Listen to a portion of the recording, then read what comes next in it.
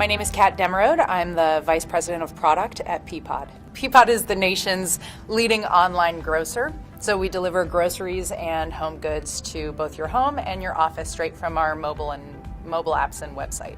So I came to Peapod to establish the product department. It was a role that several people in the past have played before, but those people were sort of subject matter expertise. They knew about the business, they knew about technology, but there was no formalized role. So they all also had day jobs. So I came in and knew exactly who I wanted to hire, what kind of roles, what kind of people. And I had this plan, and everybody at a new job wants to make an impact right away. So I sort of got to it and I dug in deep.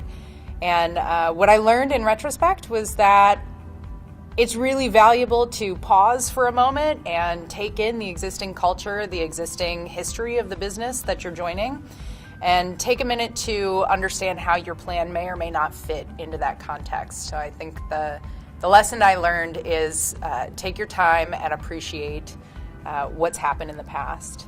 There's also something to be said for when I hire in a product field, I really feel like likability is a big deal.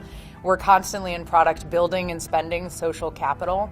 So it's really hard to do that if people don't like you. And taking the time to really absorb the culture that exists and the history of the business is also a good way to sort of get on your colleagues' good sides. In talking to a boss who was also a founder at one point in my career, he interrupted me mid-sentence and said, "I hear you telling me a lot of problems and not a lot of solutions." And it wasn't exactly advice, but it's always stuck with me.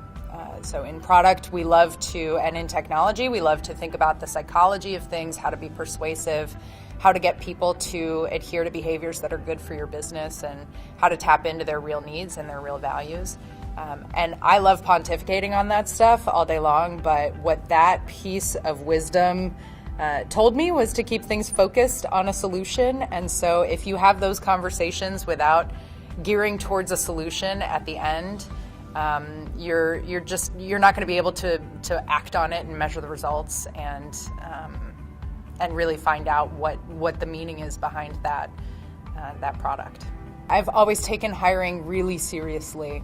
I think there's a couple of really key things to look for.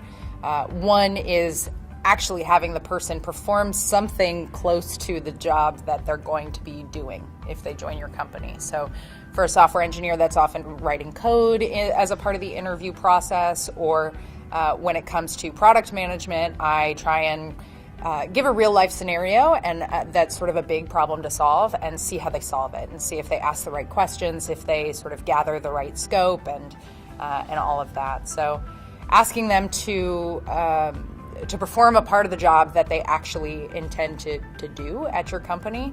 Also making sure, I consider myself a bit of a culture enthusiast, and so making sure that they're not only going to benefit from, but also contribute to the culture that you have at your company.